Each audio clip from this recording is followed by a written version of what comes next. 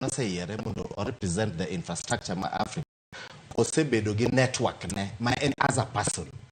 Africa. Number 2, to king'iyo kata the presidents ma Africa gi te ages mag gi tiboneno ka Raila ni ema chal ka gima mbese ne ng'eny in Africa gi jomo struggle for democracy in a number of countries mantie Africa ka ibodo ka en ong'e ji mang'eny e kuonde gote. Then gik ma speak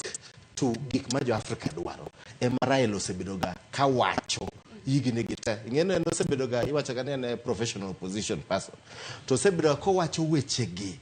te obede ne sirkal obede ne oko so osebedo ga consistent ne kowacho weche jo Kenya to wacho nyaka weche ma Africa to osebedo ka Raila be kaloso be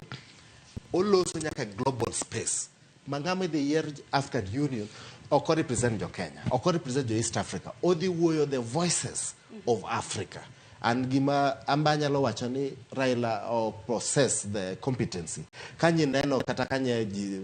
kane no represent the infrastructure ma Africa ko the global spaces kaka no loso kaka no articulate issues ma Africa ne nyalo miye oneno ja Africa ma dongere luongo ni pan Africanism ma nyiso ni oko represent Kenya oko represent joluo to ding'iyo the face mar Africa kaka chama makaka ili neno ni oromore gi kom makamano. Yes, as a president of Kenya, apparently oromore or possess the qualities midwaro as per the UN. AU. Nikitikana mna kwa duko kwa mna ukang machien tarika beach mani mara uchiela